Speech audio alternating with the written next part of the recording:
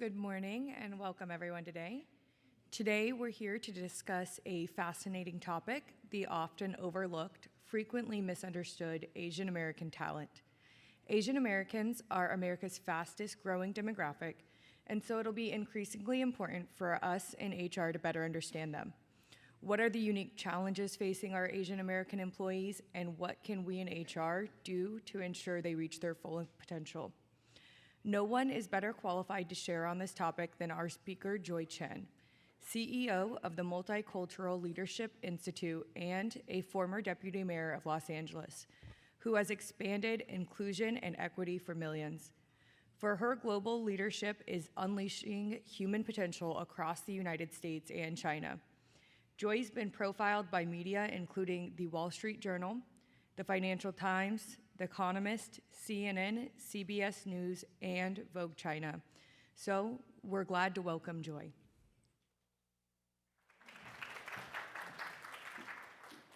Hey everyone, it is great to be with you all today.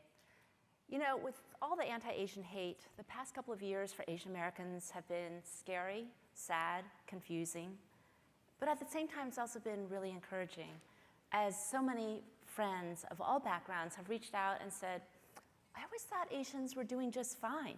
Tell me more. If out of all this tragedy, some good arises, it will be because good people came together to build organizations which work for all people. So thank you all for your allyship here in the room, and thank you to those in the virtual audience. Everyone turn around and wave at the camera.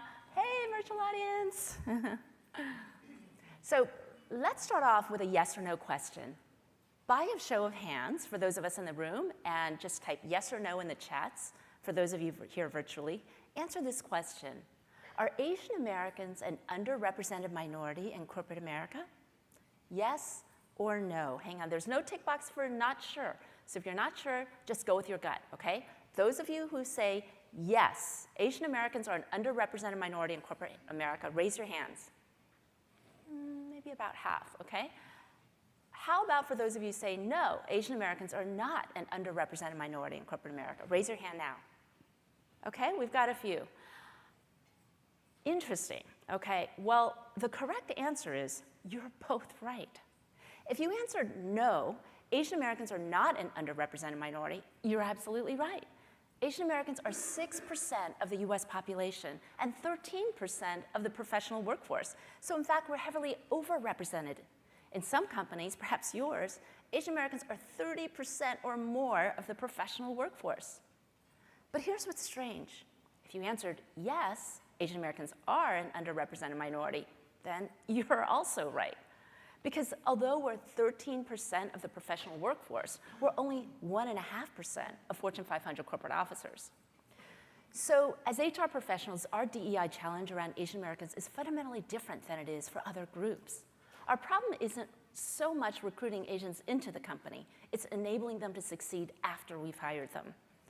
Now, all this may come as a surprise because thanks to the model minority myth, most Americans assume that Asian Americans are super successful. So that's why I find it helpful to describe this as an age 30 problem. Starting out in life, Asian Americans broadly are successful. We get the best grades, we get into the best schools, the best companies. But around age 30, just when we should start to take advantage of all that education and hard work to move up, we plummet from being corporate America's most successful group to its least. Our rate of promotion into management is less than that of whites, African Americans, or Latinos. We're corporate America's best educated, hardest working worker bees. So the Asian American glass ceiling doesn't look like a slab of glass. It's more like haze, like air pollution. At first, it's hard to see, but over time, it stifles the career of nearly every Asian American. More broadly, the exclusion of Asian Americans from leadership across American business, government, media, and society means that our world has been denied the unique contributions that could have been made by entire generations of Asian Americans. In fact, in 2022, 58% of Americans cannot name a single prominent Asian American. When Americans do name someone, the #1 person is Jackie Chan, who's not even American. Asian Americans are invisible in leadership in American business and society. So, 2 questions. 1, why do Asian Americans lack access to leadership roles? Why do our career prospects plummet at age 30? And 2, how can we activate inclusion and equity for our Asian American employees? Well, get ready for fun and impact, because that is our agenda today. Before we start, though, you might be wondering how I worked all this out and got to where I am. So let me briefly tell you. The fact is, I've always been obsessed with creating inclusion, first for myself and then for others. It all started when I was a kid growing up in Maryland. So that's me in the pink and white sweater, my parents, my brother, and in the middle, our grandmother, my nanai, who lived with us.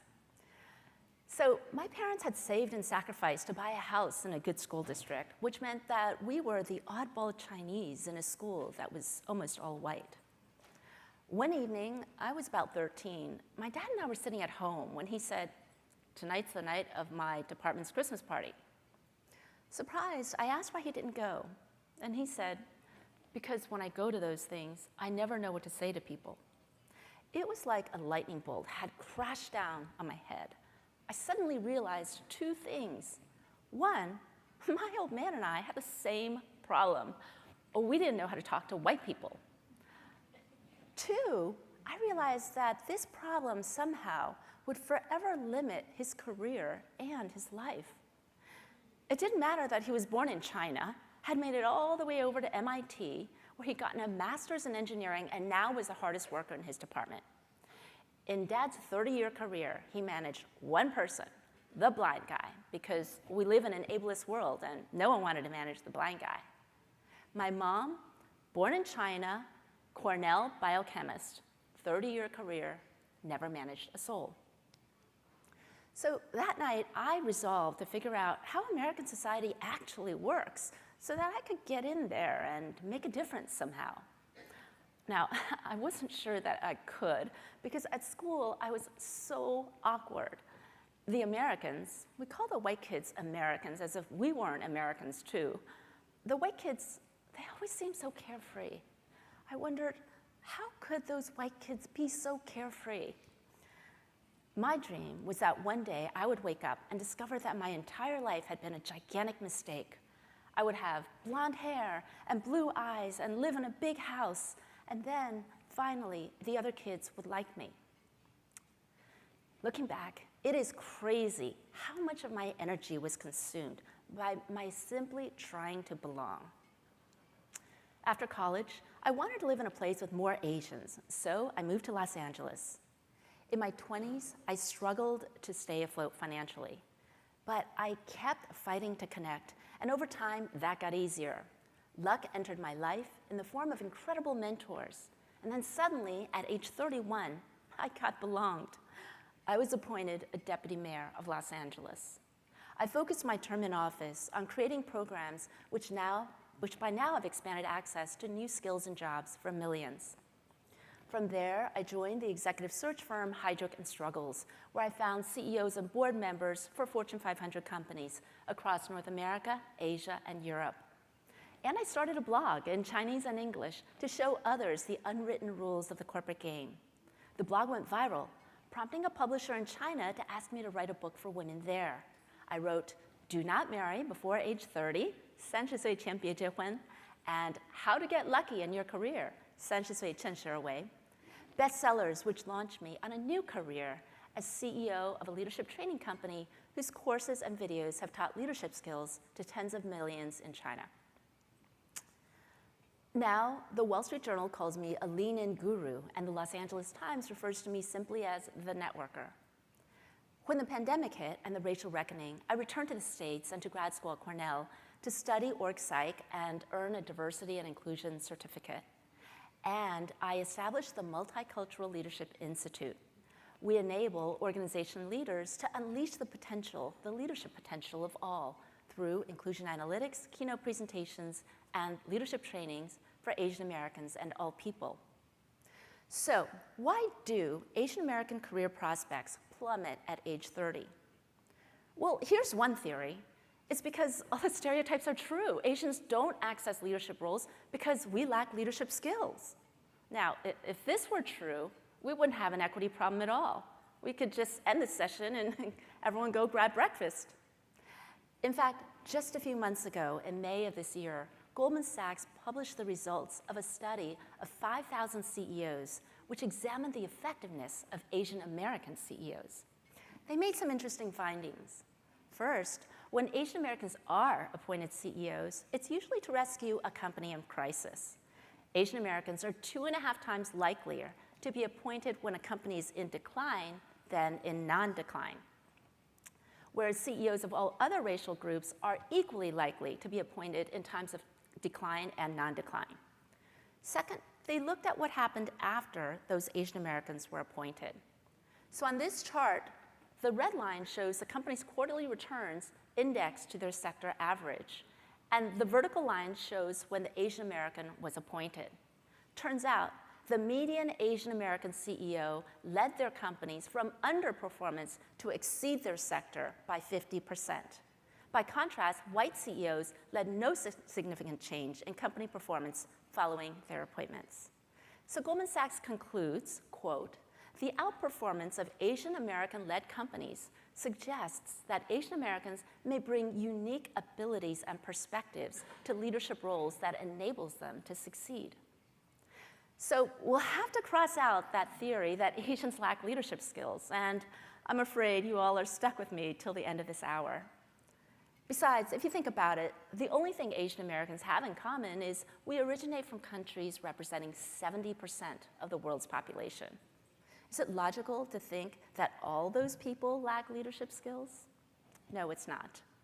So here's the reason why Asian Americans' career prospects plummet at age 30. Because before age 30, your role is as a student or individual contributor. To succeed, you need individual capital, work ethic, skills to do the job that's assigned to you.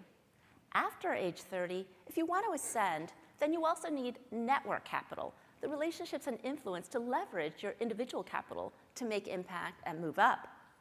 Companies hire on the basis of individual capital, so Asian Americans are heavily hired. But companies promote on the basis of network capital. And unfortunately, Asian Americans' high individual capital gets swamped by our exceptionally low network capital. So, why do Asian Americans lack the network capital to access leadership roles? 3 reasons, which we can track with this little cheat sheet. The first reason has to do with how Asian Americans are perceived. So what are the stereotypes that American society holds of Asian Americans? That we're techs, not execs, valuable, not promotable, the perpetual foreigner. As Asian Americans, we're always being asked, but where are you really from? Or told that we speak English so well. All this leads to the phenomenon of the interchangeable Asian. People constantly confuse us with other Asians. And if people can't remember your name, you can forget about getting promoted. So Asian Americans, particularly Asian American women, suffer from role incongruence, meaning that the traits associated with us don't overlap with the traits associated with leadership. When an Asian does show leadership traits, the bar is set higher in order to dispel any doubt about whether we are fit for a particular role. As a result, organizations are less likely to promote us or to invest in our careers.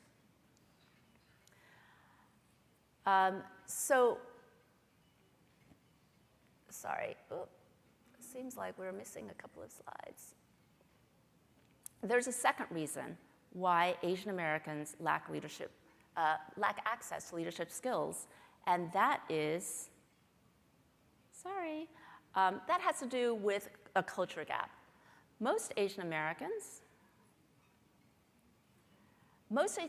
have been raised to believe that success will come from 2 things beginning with HAR, Harvard and hard work.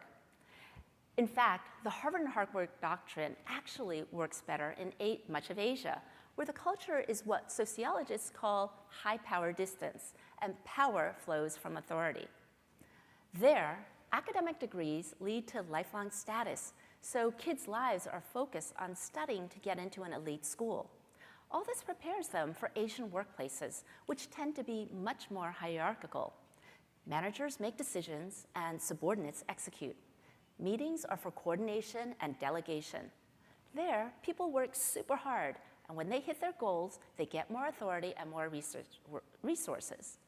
Bottom line, in workplaces across Asia, the way to succeed is to get into the best possible college, then work super, super hard, be modest, show respect, and keep the boss happy. By contrast, in the low-power distance societies of the West, democracy is prized and power flows from influence. Starting in preschool, kids are taught to show and tell. They're encouraged to play and to learn to make friends and be a friend. All this prepares them for Western workplaces, which are heavily matrixed and where decisions are made by committee. Here, if you don't advocate for yourself and your ideas, people will consider you not a leader. Bottom line, in Western workplaces, to move up, you need to connect, not just with your boss, but with people at all different levels. So the culture gap starts from fundamentally different mindsets, which flow into fundamentally different ways that one must behave to succeed. But all this raises a question. Why do so many Asian Americans still behave the Asian way? Aren't we Americans after all? Well, take a guess. Those of you who, for all of you, if you're here virtually, you can just type into the chat. For those of you, you can just call out an answer. What percent of Asian American adults do you think were born in another country? Just call out a number, okay? What percent of Asian American adults do you think were born in another country? 40%. I'm hearing 40%. 10%. I feel like an auctioneer. Okay, I heard 40% and 10%. This question is, what percent of Asian American adults do you think were born in another country? Okay, I heard 40% and 10%. Do I hear another bid? 50%. 60%. Okay, you're all wrong. 71% of Asian American adults over age 25 were born in another country. Okay? Now, guess what percent of all American adults over age 25 were born in another country? All American adults now. What do I hear? 45. Too high. 5, 10, okay. 17% of all American adults were born in another country, okay? This is a huge gap. So the reason why Asian Americans behave in the ways of the old country is that 3/4 of us are from the old country. And most Asian Americans who were born here, like me, are the kids of those immigrants. So even if we speak native English, the ways of the old country are still deeply embedded. This is how we were brought up. Meantime, only 17% of all American adults were born in another country. So most American companies are run the Western way, strictly so. So to succeed, you must behave in the way most Americans were trained growing up, but which were very different from the way Asian Americans were trained growing up. This Pew Research on how Americans describe themselves finds that, quote, even at the second generation, Asian Americans' overriding sense of identity is connected with their family roots. This is quite different from how other groups of Americans describe themselves, even those who are second generations from other areas. Other second generation Americans, non-Asians, tend to generally see themselves as, quote, typical American. So this unusually strong identification by Asian Americans to our cultural upbringing fundamentally impacts who we are and how we show up in the workplace. So the second reason Asian Americans lack network capital to access leadership roles is the culture gap. There's a third reason, having to do with how humans form groups. Human beings are social animals, and in large contexts like schools and workplaces, we splinter off into groups like this. In fact, the field of sociology is largely about how humans form groups. The number one factor that humans form groups around is race and ethnicity, followed by gender. Group boundaries are enforced by forces of repulsion, meaning that, as we've seen, people in a group tend to agree on their negative perceptions of outgroup members. Groups also are pulled together by forces of attraction, primarily homophily, which is just a fancy way of saying that we all tend to connect more and more deeply with people like us. And here's the key. Anytime one group becomes more dominant in numbers, that group's networks become even more homophilous. In a major study of 5,000 American adults, researchers asked 2 questions. First, they asked, looking back at the last 6 months, who are the people with whom you discuss matters important to you? So people would just write out the first names of maybe 8 or 10 people who they discuss matters important with. Then they asked the race of each of those persons listed. Now, unfortunately, Asians were excluded from this research, as we often are, but what the study did find is striking. 45% of Latinos, 65% of African Americans, and 75% of white Americans discuss matters of importance only with people of their own race. So this is how homophily leads to homogeneity. People forming core social networks comprised entirely of people of their own race. Now, lest you think this is only about white Americans with certain politics, think again. The percent of white Republicans, Democrats, and independents whose core social networks are entirely comprised of whites are all remarkably close to 75%. They're 81%, 78%, and 73%. And there's very little variation across geography, gender, or even age. 72% of white Americans aged 18 to 29 have social networks entirely comprised of whites. Now, to be clear, this happens not because white Americans are bad. It happens because white Americans are human beings, and this is how humans unconsciously form groups. In China, where over 90% of the population is ethnic Chinese like me, the ethnic Chinese bind together and exclude the white people and the Muslims and others. And you can see why humans evolved to gravitate towards hanging out with people like us, right? It feels cozy and comfortable to be with someone and have that joy of instant understanding. But there are downsides too. In companies where majority group members only hang out with other majority group members, blind spots happen, and companies stagnate, and outgroup members are restricted from getting hired or moving up. So this chart summarizes our essential challenge when it comes to building inclusion and equity. In a multicultural world, we need leadership teams to represent everyone, but building those teams goes against our every basic instinct. So the third reason Asian Americans lack access to leadership roles is majority group homophily, or homogeneity.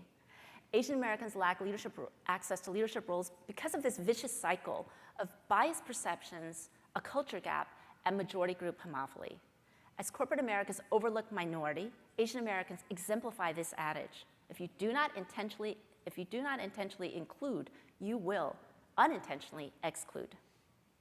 In many companies, the only times Asian Americans are seen is when we're, quote, celebrated at Lunar New Year and Diwali, as those charming little people who wear red and float lanterns to ward off the evil spirits. But if in the other 363 days of the year we're not included, those well-intended celebrations can just further exoticize and other us. And I can tell you personally that for the few Asian Americans who do make it to the top, there are serious psychological costs. As a kid, I learned that to get belonged, I had to code switch, change the way I speak, the way I act, and I made it. But the truth is, to succeed as deputy mayor of Los Angeles and as an executive search consultant at Hardworking Struggles, every day, all day, I had to strip out the parts of me that are Chinese and Asian and pretend to be something that I'm not. I learned how to talk to white people by becoming a junior white person. By the time I hit 40, I looked successful on the outside, but inside, I was increasingly lost and burned out. Luckily, my career took a big turn to China, where I worked for 8 years in Chinese and got really deeply rooted. In the process of teaching leadership skills to millions of young Chinese, and with all those conversations on how to be ourselves and connect with others, in that process, I became whole and free, and then I felt like I was operating on zero gravity. Now, looking back, I see that growing up, I saw shyness as something to fix within myself. I now realize that simply fixing the Asians is not enough. We also need to fix workplaces. Because here's the status quo. In a survey of 10,000 individuals, Bain found that among all demographic groups, the group that feels least included is Asians. By the way, thank you for taking all these pictures. If you like, I'll give you my LinkedIn at the end, and then you can email me. I'd be happy to send you this presentation.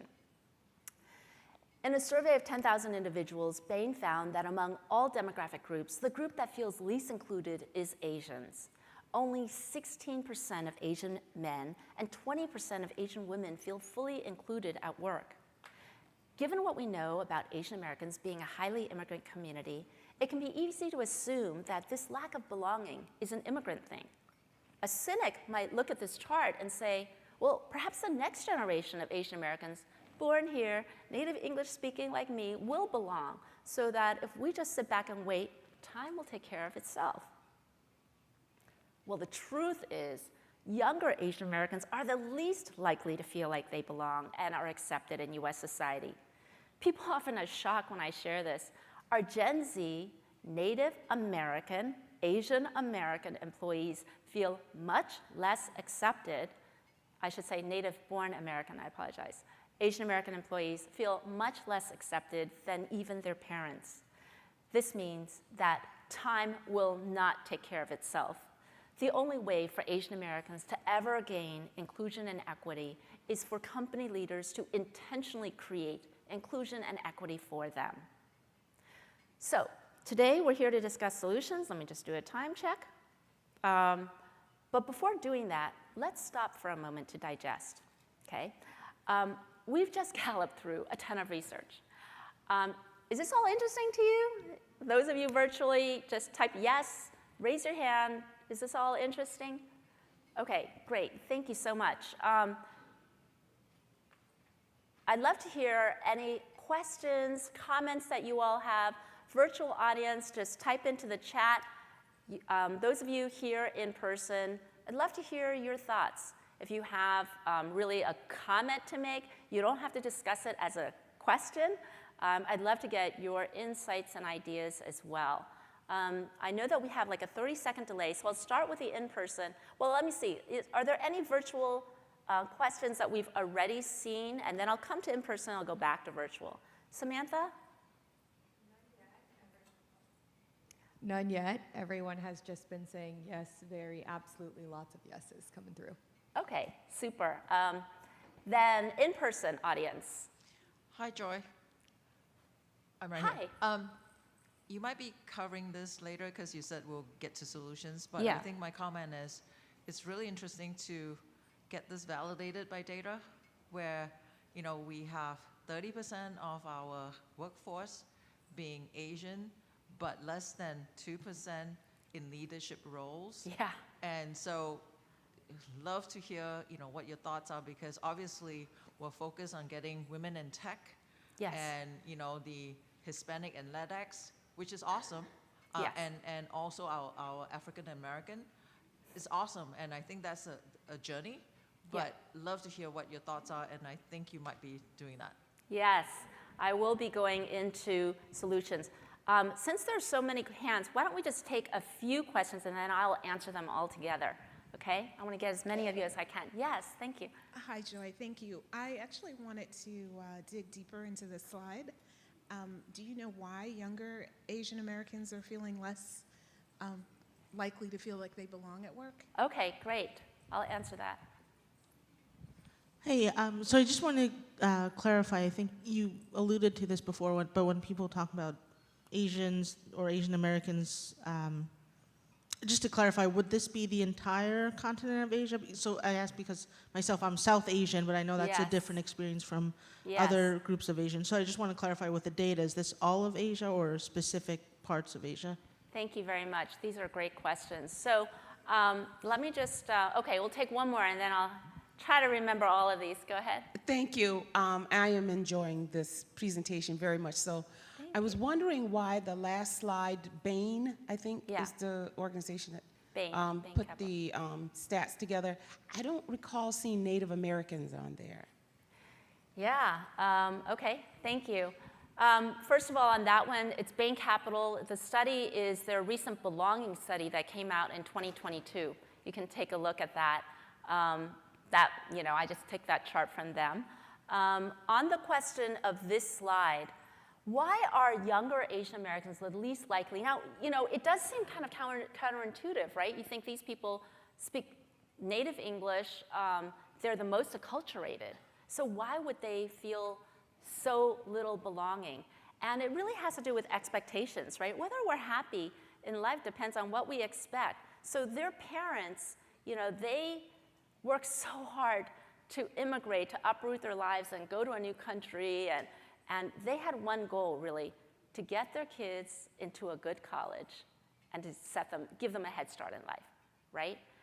That, if they could just do that, they feel, thank you very much, Paul, if they could just get rooted here, get their kids settled, and get them off to a good college, they're like, oh, I'm done, I made it. But the kids who are born here, they are native-born Americans. Their expectations are way higher, right? They expect to be treated fairly. They expect to have just the same career prospects as all the other kids they grew up with. And when they don't, when they hit that, when they see, gosh, people like me, Asian Americans' careers are almost all stifled, that's when they feel really, really disappointed, right? So I think it has to do with differing expectations. Even though Asian Americans across the board face these outcomes, the kids who are born here, young people, I'm a kid, right? 53 is a kid. Young people who are born here, younger, expect fairness. And when they don't get it, this is what we get. Who are we defining as Asian Americans here? We're going by the United States Census definitions, which includes East Asians, South Asians, and Southeast Asians. And we'll get more into that in the second part. On your question, I think it was just really kind of a reflection about disappointment. Yeah, 30%, we're 30% of the workforce in many companies and 2% of the leadership team. That yawning gap. But I would say it's very different than the DEI challenge facing other groups, right?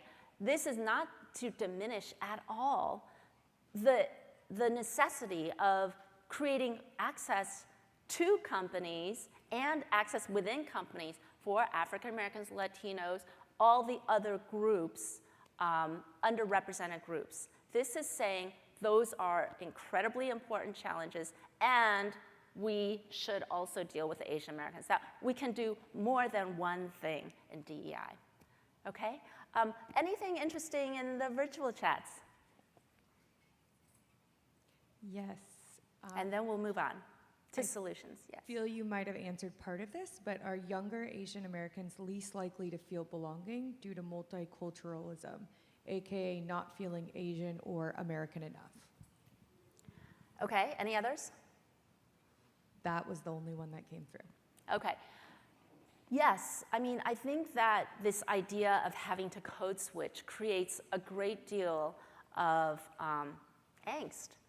I mean, you're constantly having to suppress yourself and, act like other people who are not yourself to fit in. So I think that that in itself can create a lot of burnout and lack of belonging. All right, let's move on to solutions, because I want to make sure that you all leave here enabled to address all of these issues that we've just been talking about. Now, where are we? Let's see. Okay. Starting off with some very, very good news. Across the political spectrum, Democrats and Republicans and independents overwhelmingly say that Asian Americans benefit the United States. So we have allies out there. Most Americans are allies and believe that we're good for this country. And 72% of Americans believe that racism against Asian Americans should be addressed. Now, this is a 2022 survey. And I do think that with all this anti-Asian hate, something has shifted in our country, where Asians and non-Asians all have had a wake-up call. Asian Americans have allies, including all of you sitting right here in this room and here virtually. So I've created for you all today a 5-step roadmap to help you enable your Asian American employees to succeed post age 30. This roadmap builds on everything we've talked about today. I developed it because I saw so many leaders start off with good intentions, but then go completely off course when trying to support their Asian American employees. So here it is. Each step on this roadmap represents a potential opportunity for you to move your organization measurably forward.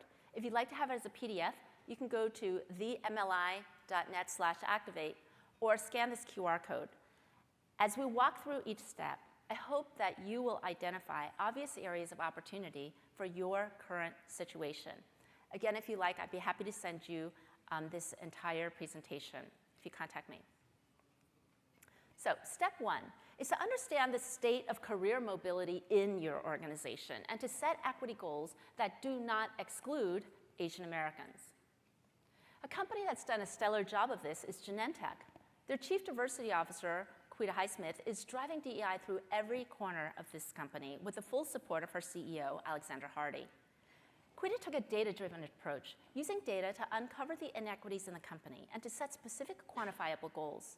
By 2025, Genentech will double Black/African American and Hispanic/Latinx representation of directors and officers and extended leadership, mirror Asian representation of directors and officers to that of individual contributors and managers/supervisors, and 3, address gender representation opportunity zones.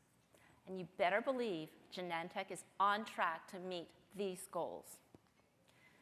See, to be real and not performative, DEI needs to start and end with data, just like every other area of company operations. And when we base DEI strategy on data, we naturally include our Asian American employees.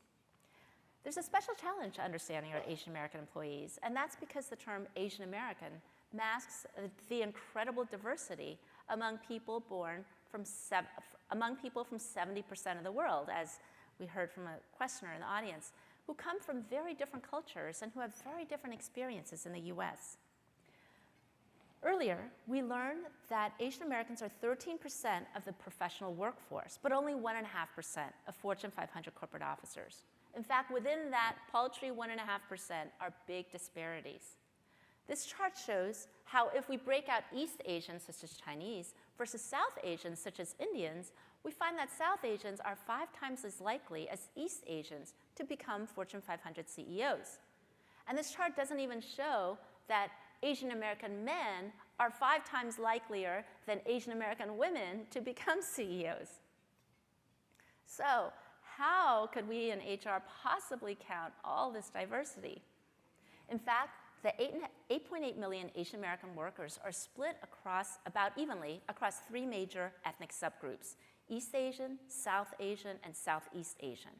So to get a clearer picture of how your people are doing, you can collect self-ID data disaggregated by ethnicity, like Korean, Thai, etc., and then group them by gender and these 3 categories, okay? East Asian, South Asian, and Southeast Asian. So that's step 1 on our roadmap. After you've collected the data and made your commitments is where the fun really starts. Step 2 is to offer learning and development that meets Asian Americans' unique needs. Every 2 years, the Asia Society conducts a national survey of Asian American employees. And for the past decade, every one of those surveys has reached the same 2 conclusions. 1, professional development was the #1 predictor of employee satisfaction and belonging.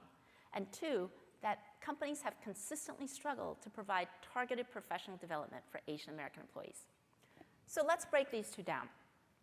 1, why are Asian Americans so hungry for professional development? Well, because we're immigrants, or our parents were. We risked it all, packed up all our family's hopes and dreams into trying to catch our piece of the American dream through our careers.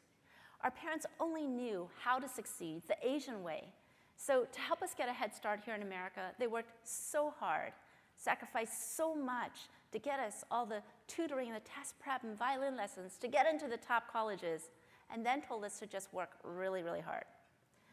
That the Asian American glass ceiling hits us at age 30 is particularly cruel, because it's precisely when we should finally take advantage of all the pain and hard work of multiple generations to finally soar that suddenly we plummet from being America's highest potential group to its lowest. That is why our lack of access to leadership roles is the cause of so much pain, frustration, disappointment, and even shame. And why have companies struggled to give Asian Americans the professional development we need? Because the generic leadership training programs out there were created by and for Americans who grew up in America. So they assume the mindsets and cultural skills of most Americans. And that works well for most Americans, just not for Asian Americans. Not only do they not work, they've often been counterproductive.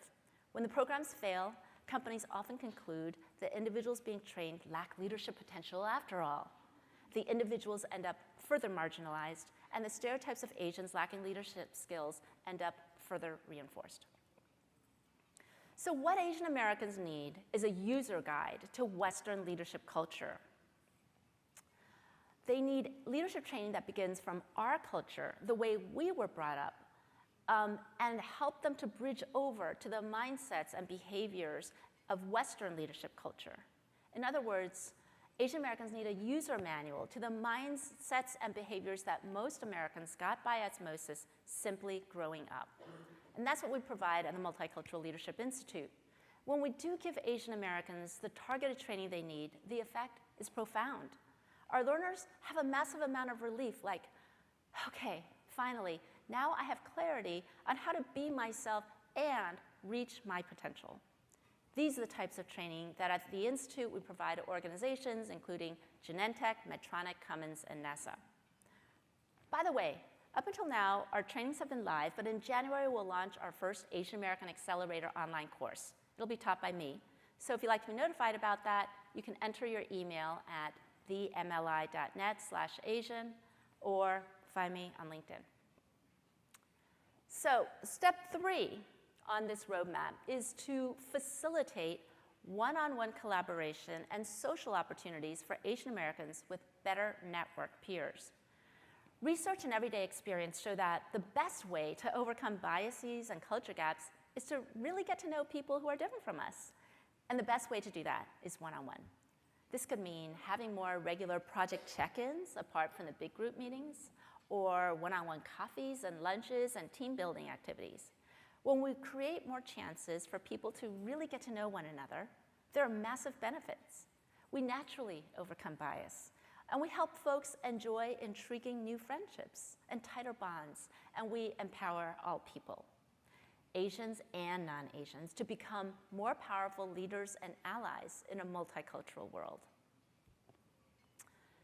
Step 4 is to strengthen ERGs with intra-group and intergroup networking and include majority group members.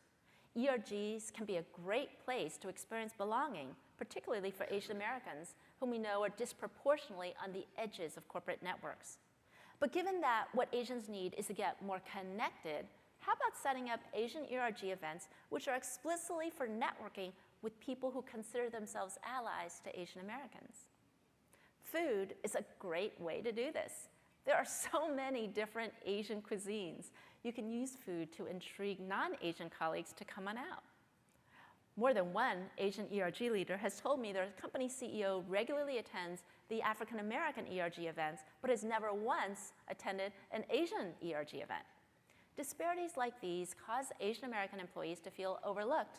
So where possible, have executives show up at Asian ERG events also. Finally, step 5. Sorry, that red box should be on the last one. By now, companies who've committed to DEI are struggling to flow their commitments through the behaviors of their frozen middle, their SVP through director level managers. The frozen middle is where the problem is, right, in inclusion behaviors. 2/3 of all employees say their managers do not foster inclusion. Here's the problem. Creating inclusion, mentoring and sponsoring employees and ensuring their well-being, this is real work, but most companies don't reward it. As a result, creating inclusion has become what I call the unpaid housework of corporate life. And guess who's doing most of this unpaid housework? That's right, women.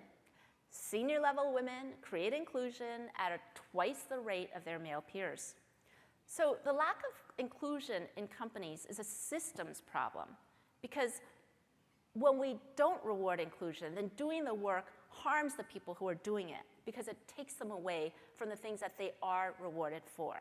When we don't reward inclusion, then inclusion is disincentivized. So the lack of inclusion in companies, separate and apart from the beautiful mission statements around inclusion, the lack of everyday lived reality of inclusion in companies is a systems problem. Instead of disincentivizing inclusion, we can incentivize everyone to create inclusion. But to do that, companies must be able to measure it. So we can use a form of advanced data analytics called organizational network analysis, which lets us measure who is creating inclusion and who isn't. Once your inclusion champions are identified, you can reward and celebrate them. You can start an inclusion champions network who get a monthly breakfast with your senior leaders, and consider adding your inclusion champions to your high potential lists. That will certainly send a message to everyone in the company about what the company really values. These steps send a strong message that you are committed to a new way of working, and thus pave the way for culture transformation. Next, companies must incentivize all employees to create inclusion. 71% of white employees consider themselves allies to women of color, but far fewer behave as allies. Most people want to be inclusive, but don't know how. So to enable companies to be inclusive, it's important that you know which specific concrete behaviors most powerfully result in inclusion, given your company's specific culture, structure, and processes. This is our firm's proprietary Inclusion Champion Behavioral Competency Model, a comprehensive battery of inclusive behaviors across all companies and contexts. This is just one page, like a 20-page model. But once we've identified your inclusion champions, we can use qualitative and quantitative analysis to uncover which specific behaviors those individuals engage in that result in the biggest inclusion gains in their work groups. Once you identify those behaviors, you can nudge and incentivize all employees to engage in them. So step 5 on this roadmap is to reward your inclusion champions and incentivize all people to create inclusion. And that's it. A research-based 5-step roadmap to help you create fair career paths for your Asian American employees. I hope this sparks ideas that you can apply to your current situation. Indeed, the act of doing anything new is by its nature creative and improvisational. We start from the familiar and we head off into the unknown. It is the same with all art and all science. Guided by data, we use our imaginations. The past 2 years of anti-Asian hate have served as a real wake-up call for me and for every Asian American I know. Science magazine reports that in this pandemic, 1 in 5 Asian American adults have been victims of hate crimes. 1 in 3 Asian Americans have changed our routines over concerns about personal safety, including me. Many of us have taken a long, hard look at our lives and said, enough is enough. This is our home too. And that has led to a whole new level of activism. 83% of Asian Americans now say we're very concerned about systemic racism and racial injustice. Only 14% believe that Asian Americans currently benefit from workplace DEI.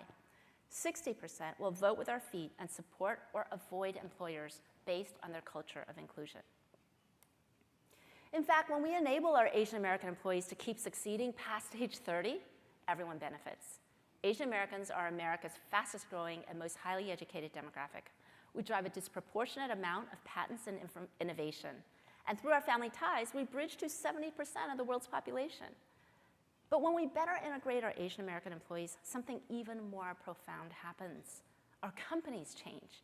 We become a smarter, more global, more innovative, more fun, and more interesting organization that values culture add over culture fit. Now, you know, when you go to a convention like this, it's been like 3 days of just amazing insights. You feel so good. And then you go back to your company, and 3 weeks later, sometimes nothing much has changed. Well, I have one thing to say to that. Insights without action are just overhead. So, I would like to ask each one of you today, how will your company change when you take what you've learned today and put it into action? When you start by taking one step to unleash the leadership potential of your Asian American colleagues, how will your company change? This is not a pie in the sky question. You now have everything you need to get started. Now, oftentimes, my mind wanders back to my dad, born in China, a refugee to Taiwan, who immigrated to the States with so much hope and so much potential. I wonder, if only his employer had included him, how high could he have soared? Well, it's too late now for Dad. He died in the pandemic. But each time I remember him, I think of how awesome is this power that we now hold in our hands to enable all our colleagues to reach their potential. Now, I know that after 2 years of pandemic and racial reckoning, many of us are tired and grieving, and maybe even exhausted with DEI. But let us now not compound all the tragedy by failing to act. Right now, as 2022 comes to an end, you and I, we now have the best opportunity we've ever had to turn the tide of exclusion and to activate inclusion and equity for Asian Americans and all people. So let's get to it. And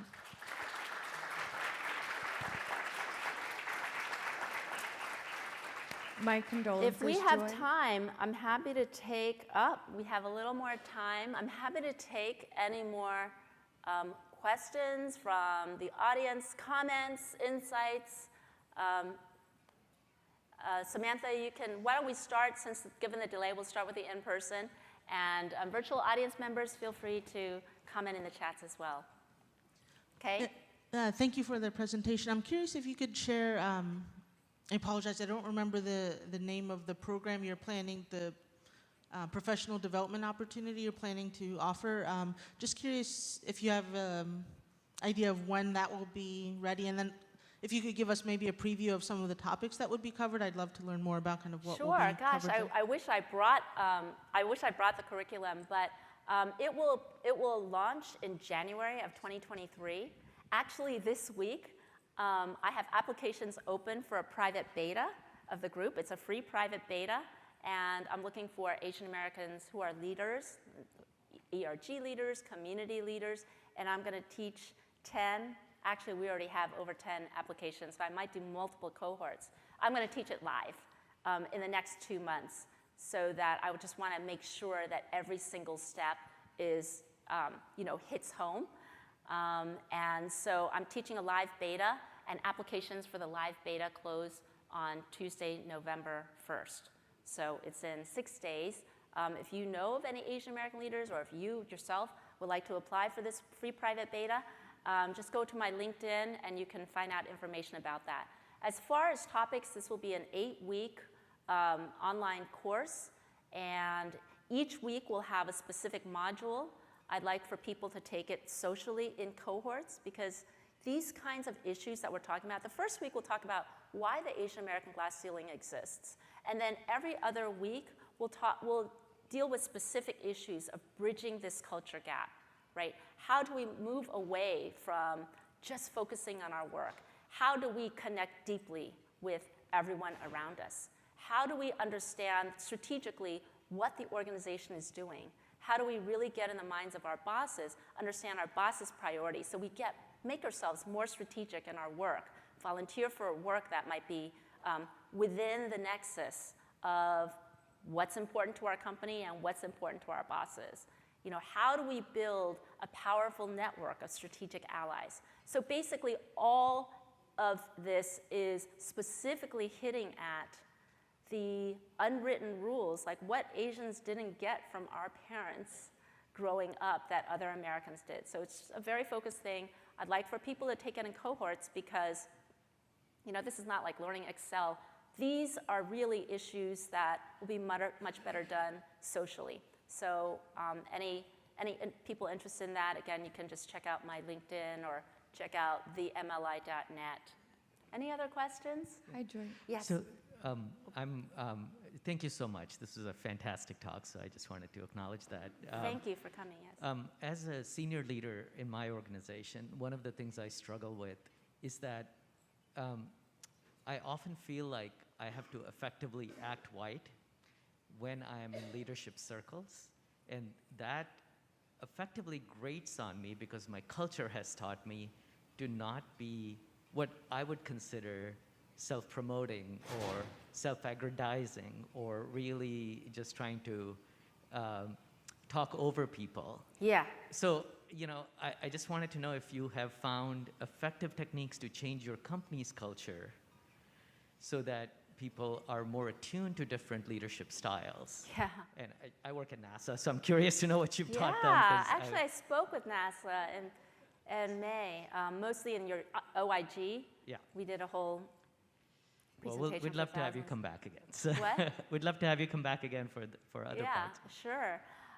So the question is, how should we change culture? Or the question is, like, how do I think you should address that? Well, how should I change myself, but how should I try to change the company? Yeah. Those are really interesting questions. So let me address them both, and then we can get to some of the others. So the first one is, how can we change ourselves? Because we don't like to toot our own horn. And people are always telling Asians, you got to toot your own horn, right? But it's also uncomfortable because when we don't have those personal, you know, Asian Americans are stereotyped as cold competent, meaning that people already think that we're too competitive. And so when we start tooting our own horn, that can get people to actually step back and hate us even more. Hate, I know, is a strong word to use, or dislike us even more. And so what I found is, like, when you meet someone, usually they're like, hey, tell me about yourself. And you start, like, tooting your own horn, right, like everyone says.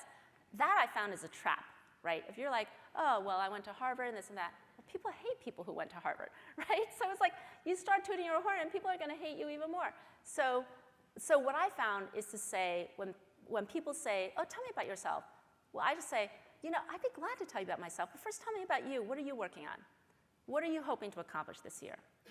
And then I will only dribble out information about myself to the extent that it can be helpful to that person. Like, I'll tell them, oh, you know, I've been working on that. Would you like, you know, maybe that's something that we can work on together. Or look for points of commonality and only dribble out information about yourself.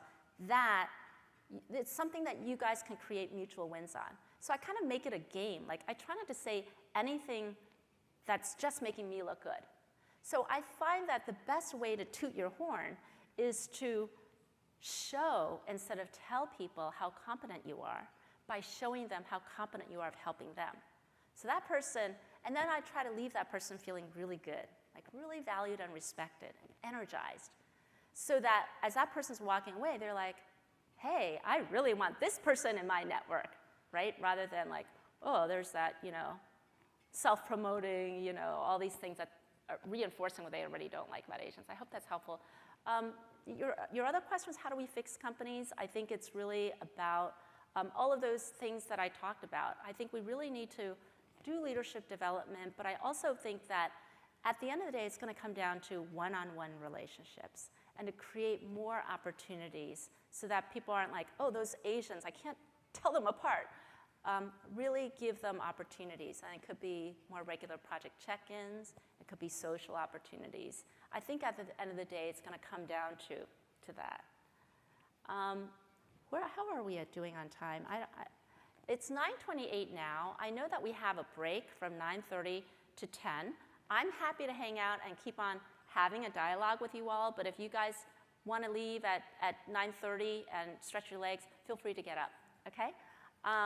Maybe we'll take, is there anything virtually, and then I'll come back to the room? We have one online. What are a few examples of incentives that are successful and motivating? Say that again? What's a few examples of incentives that are successful and motivating? Incentives that are successful in what? Motivating. Motivating, okay. Well, I think that everyone, you know, really wants to move up in their careers. And so if we celebrate people who are inclusion champions, I think that's incredibly important. Because companies often, they say, oh, inclusion is so important. They spend all this money crafting these really powerful mission statements. But they're having trouble flowing those commitments through the behaviors of this frozen middle, right? Those SVP through director level people. So I think that when we can identify who are our inclusion champions, we can celebrate them. Again, as I said, we can have a monthly breakfast of inclusion champions. We can have an inclusion champions network, profile them. And really, if inclusion is one of the major aspects of leadership, we should really consider adding them to our high potential lists. The problem right now is when we don't measure and we don't know who our inclusion champions are, the people on the high potential list get added there through very bias-prone ways, and they're in there despite the fact that they're not creating inclusion, right? Because we know that women, people of color are missing from those lists, but we know that women and people of color are the ones who disproportionately create inclusion. So in fact, inclusion is actively disincentivized, and many companies have entire total rewards teams that just focus on motivating people. And maybe we can start putting inclusive behaviors onto the list, thank you for coming, of things that we motivate for. Any other questions, comments in the audience? Yes. Hi, thank you for Hi. your presentation. My question has to do with Pacific Islanders. Does your data, is that inclusive of Pacific Islanders, or is there different data? Thank you. Unfortunately, Pacific Islanders in this data are not included because just in most, this is not data that I'm finding, that I am conducting myself. And so I'm taking data from other people, and most of these data sets are not including Pacific Islanders. Yes. Hi, thanks, Jory. You mentioned earlier in your presentation that the mindset of Asians are hierarchical. They follow instructions. They want to please the boss. So my question for you is, how can we change their mindset so that they can be that voice of dissent, that they're willing to provide a different opinion, be more innovative, and more collaborative in that way? Yeah. I think that number one, I think it's important to address this directly and just say, I understand, there is this kind of culture gap, and I understand that these are, and to explicitly say here in this company, it's really important that in addition to these things, we build relationships. And you can work with their managers to help them establish relationships, directly set them up, help them develop more project check-in meetings. Maybe normally they meet their boss once every 2 weeks. Maybe they can meet their boss once a week. And if there are other people who could be helpful to them in their project, or let's say internal stakeholders, encourage those people to meet with them. Have more meetings, have more one-on-one meetings. The problem, first of all, and I think they need to be told specifically, Asian Americans are often told, well, you should network more. And then the number one advice that I hear from learners that they get from their bosses, you should go to happy hours more.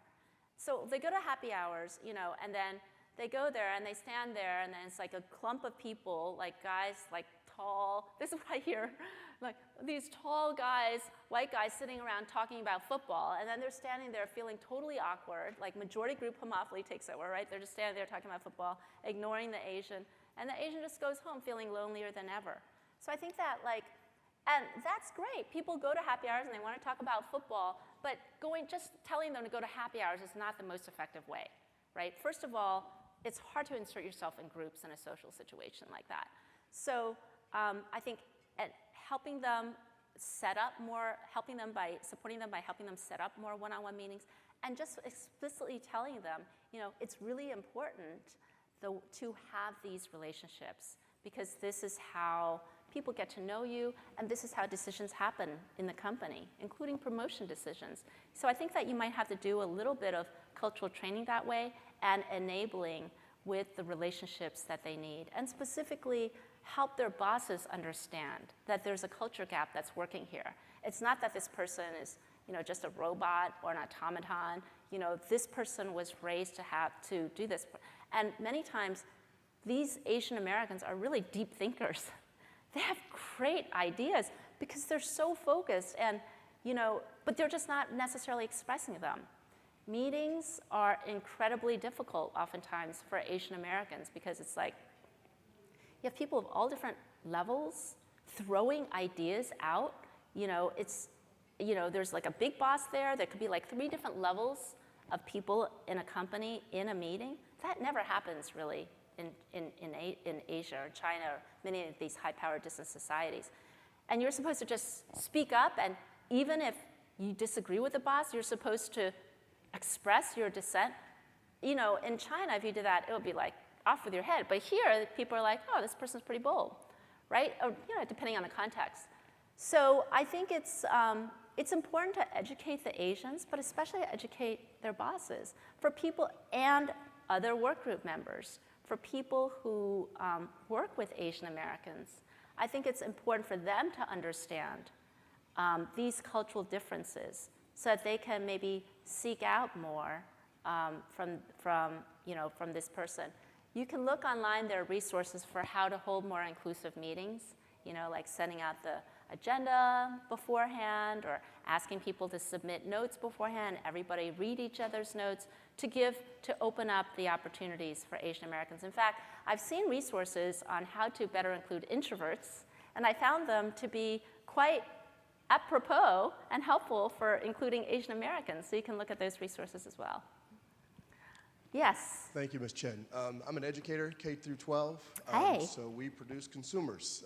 Yeah. You guys are hiring our students.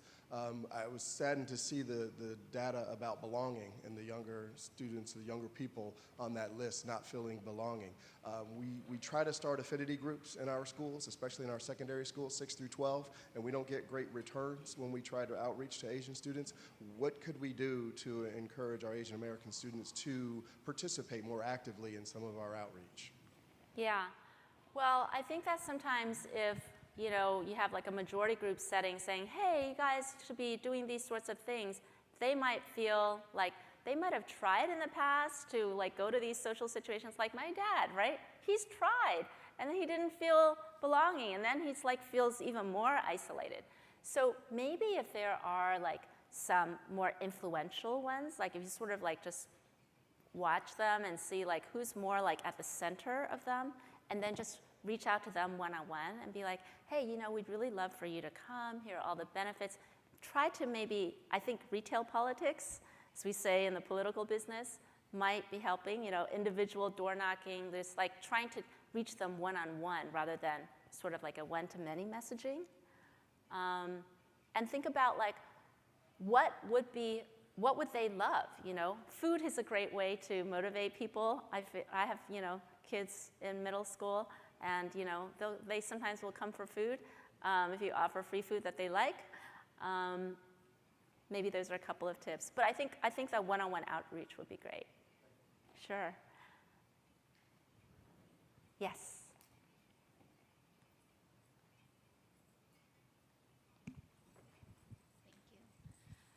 So I'm not sure how exactly to phrase this question, but basically my thought is you're talking a lot about, I think it was the third step or fourth, like the one-on-one conversations with people to kind of like foster more understanding.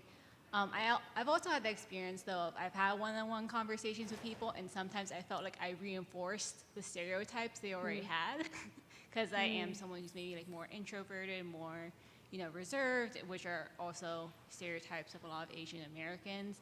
And so I guess my thought is like, how do you like overcome that? Because you want to like foster understanding, but it's also like you don't want to be reinforcing stereotypes that they might already have about you. Yeah.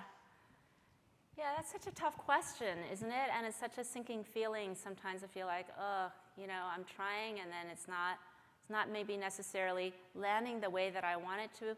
I think it really comes down to, I think the number one superpower that it'll be great for us to develop is to just like learn to walk, try to understand the other person's shoes, right? And we can just start, as I had said earlier, about saying, well, tell me, what are you working on? First of all, I know for me, I just used to always feel so awkward, like everyone's joking around.